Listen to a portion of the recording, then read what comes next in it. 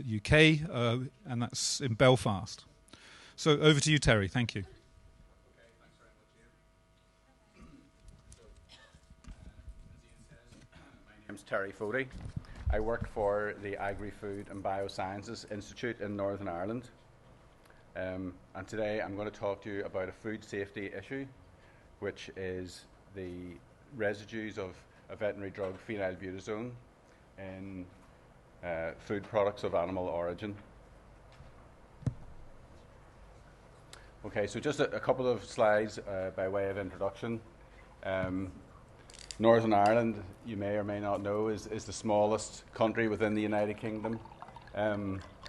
AFBI has 7 sites around the country, all performing various activities of research and providing statutory services for our Department of Agriculture and for the agri-food industry as a whole.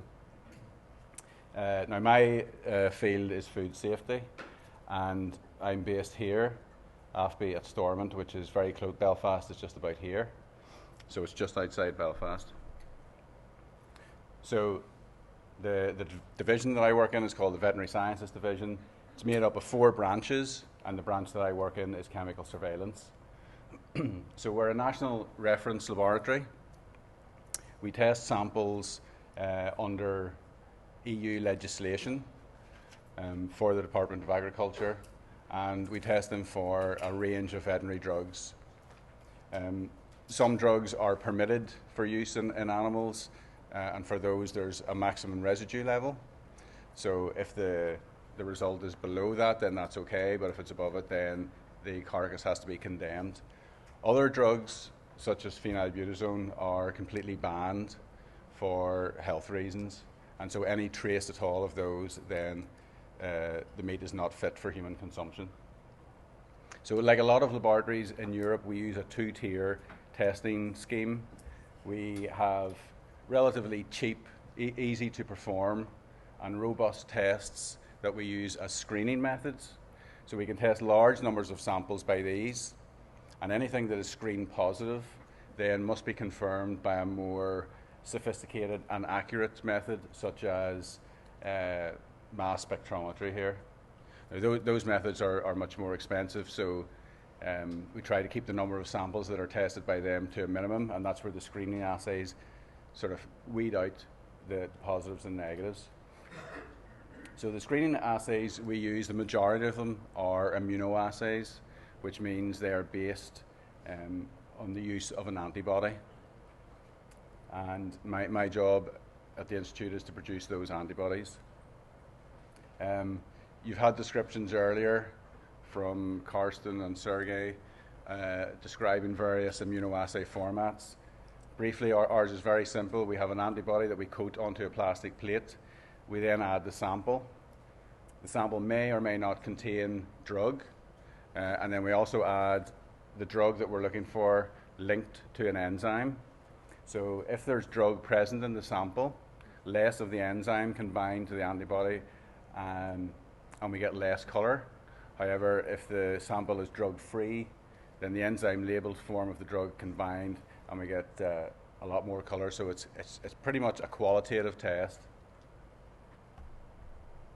Okay, so the scope of this presentation, I'm just going to talk to you about what phenylbutazone is, why there's issues with it, and why we would need an antibody, the approaches we adopted for antibody production, and give some data, some results that we got, and our conclusions.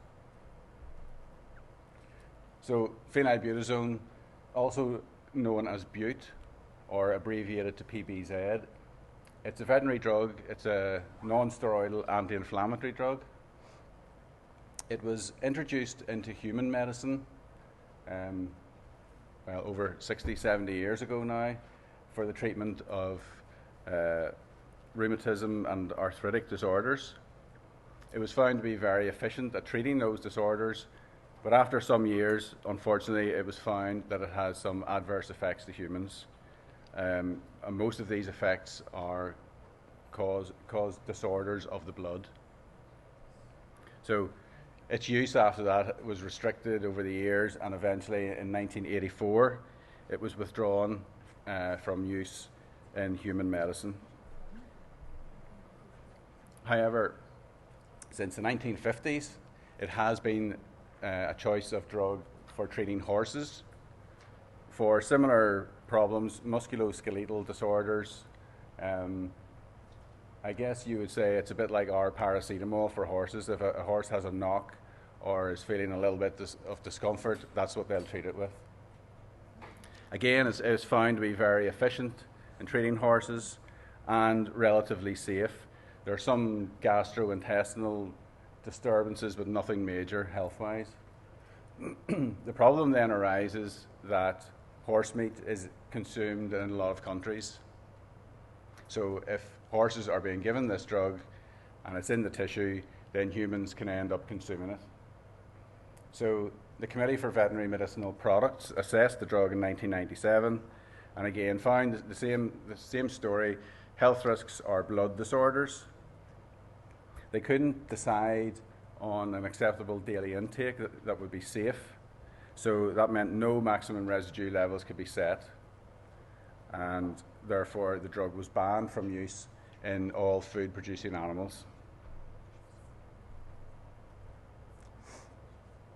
So in order to prevent the drug getting into the human food chain, the European Union developed various protocols.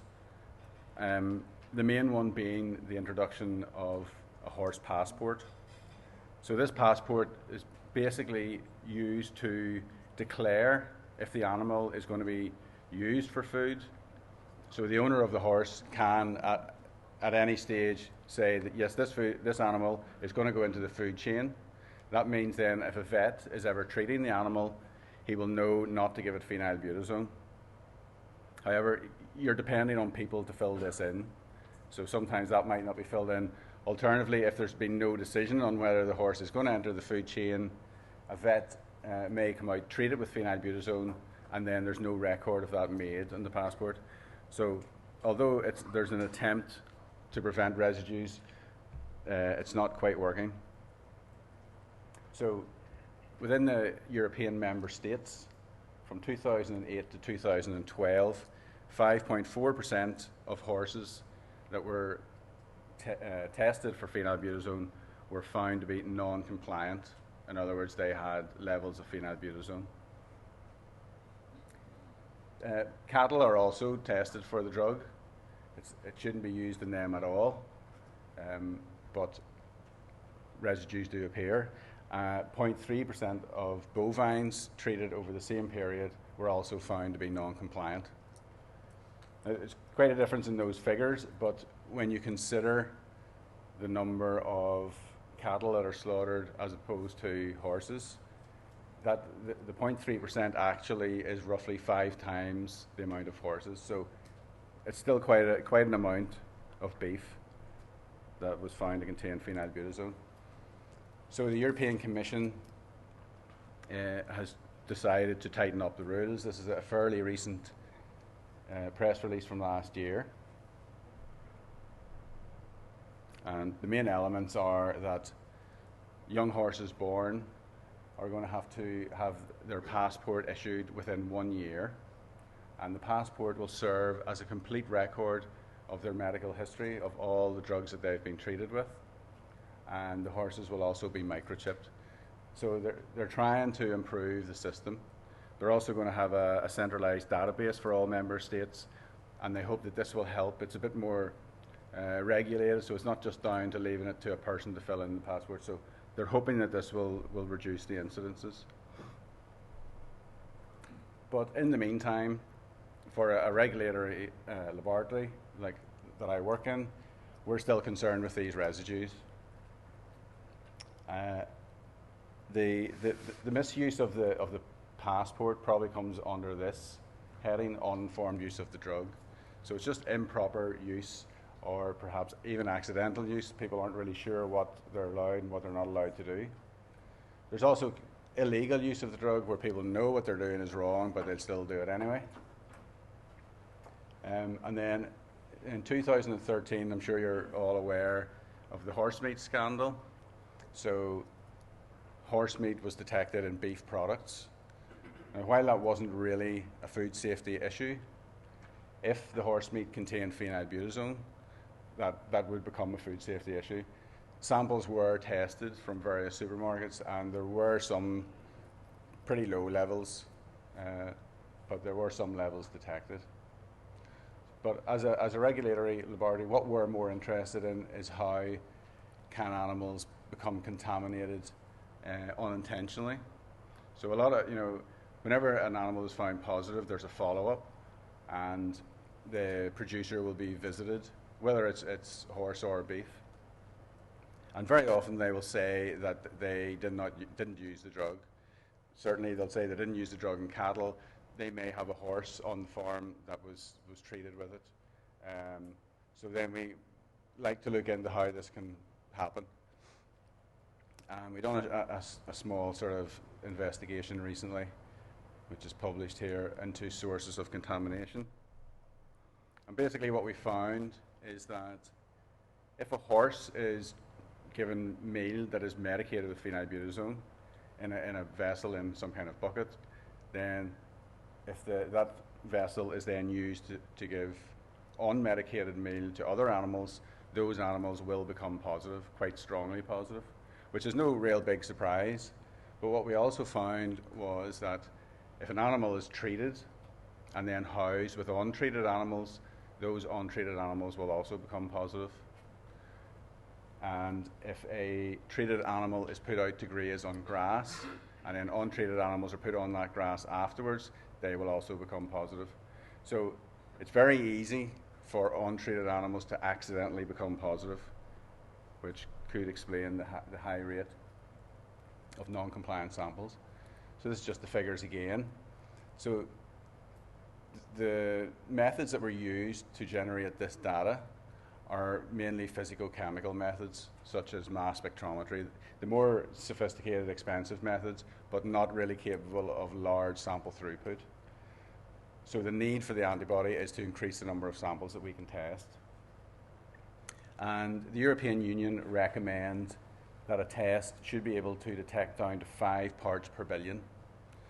So for drugs that have maximum residue levels, they range depending on the acceptable daily intake of that drug. But if something is banned, then basically it's as low as the detection methods can go. So it's a fairly low concentration, 5 parts per billion, which is difficult for immunoassays.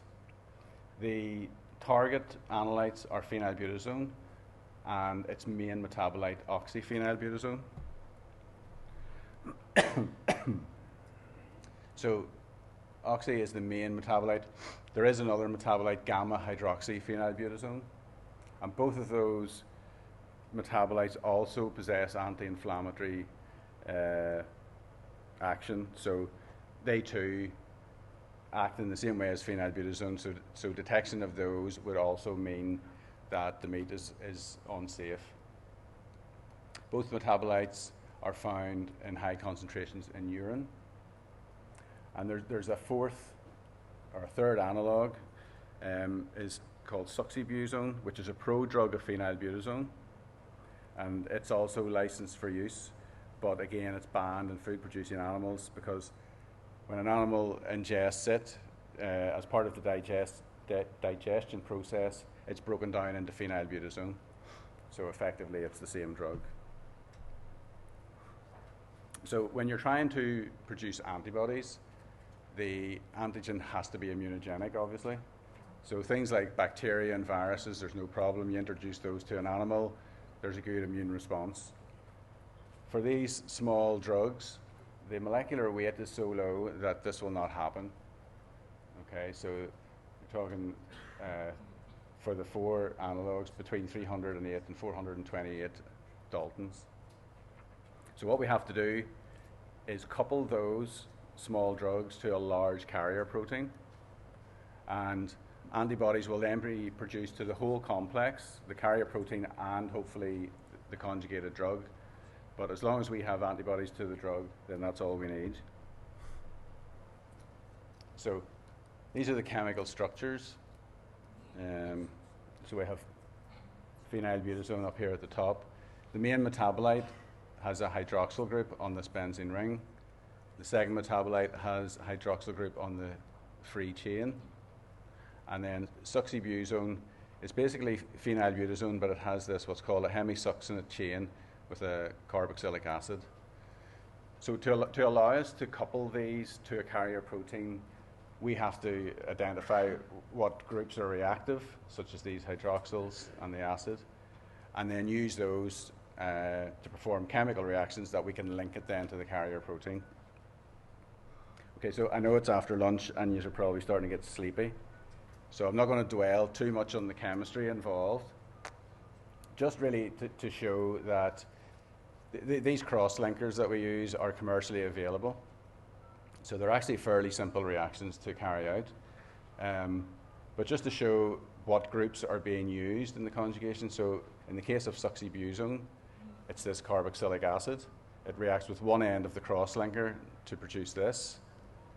And then we introduce our carrier protein. In this case, we're using human serum albumin, which has primary amine. And that amine will react with this and attach itself on.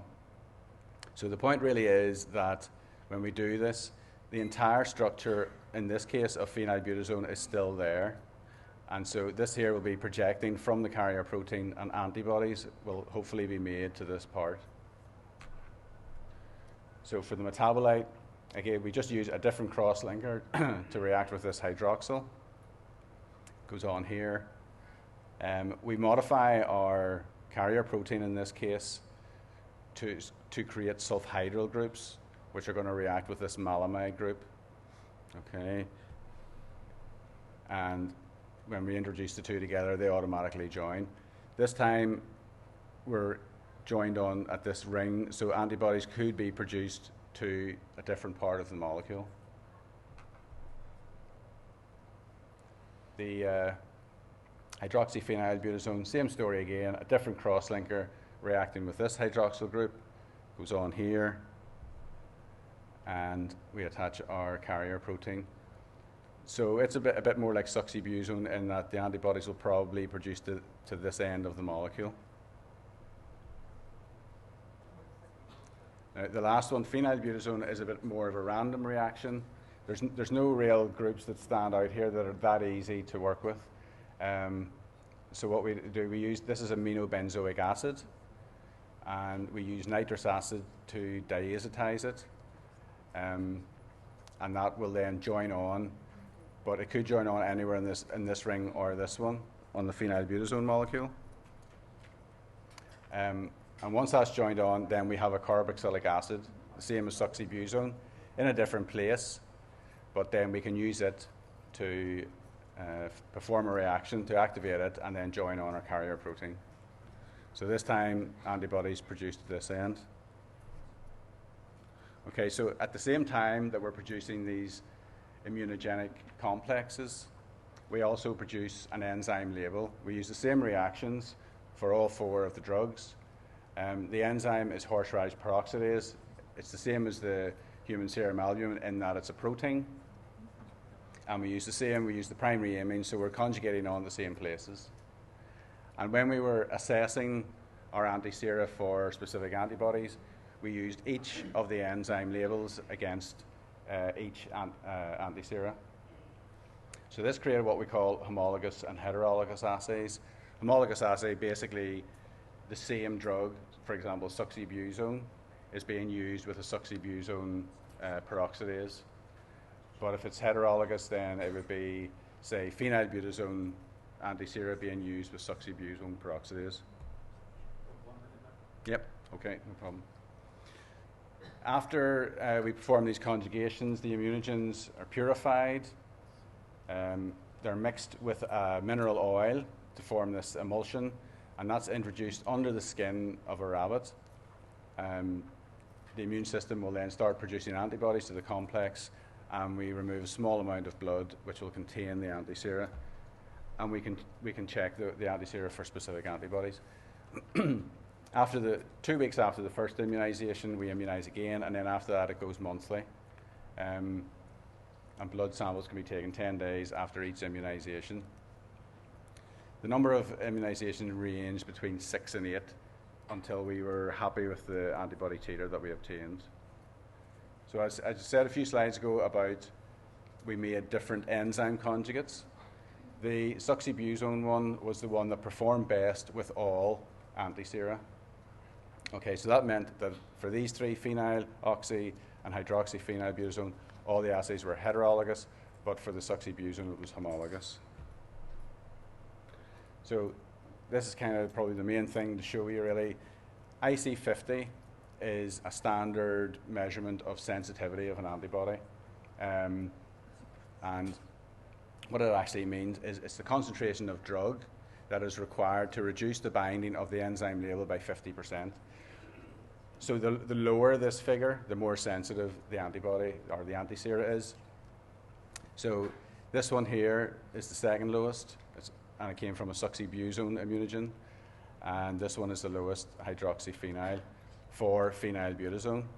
Okay, all except this rabbit did give responses that could bind phenylbutazone. But if you remember, the EU setting the recommended concentration at 5 ppb, so we need to be getting down pretty low. Usually our limit of detection will be lower than the IC50, but it kind of needs to be there. For oxy, these wouldn't be sensitive enough, but this one hopefully will be. These obviously aren't. This one perhaps, but it'd be stretching it. For hydroxyphenyl, this one. For suxy, we're not really that concerned because, as I said earlier, it's a prodrug of phenylbutazone, and as long as we can detect phenylbutazone, that's what it'll be converted to that anyway. So, in conclusion, antisera to phenylbutazone can be produced from all of the 4 drugs that we used, but the hydroxyphenylbutazone and the oxybutazone produced the most sensitive antibodies. The most sensitive antisera to oxyphenylbutazone was produced by an oxyphenylbutazone hapten itself. And in the same way, for the hydroxyphenyl, only it was able to produce an antibody that could bind itself. But as you probably will have noticed from this previous table, even with the same immunogen, there's quite a difference between 2 animals. Particularly here, for example, we got no response in this animal, and this one responded quite well. So this is something that we find quite a lot. You kind of need 2 or 3 animals in order to make sure that you get an antibody. Okay, so I know we're pushed for time, so I've gone through that quite quickly, but I just want to thank my colleagues in AFBI.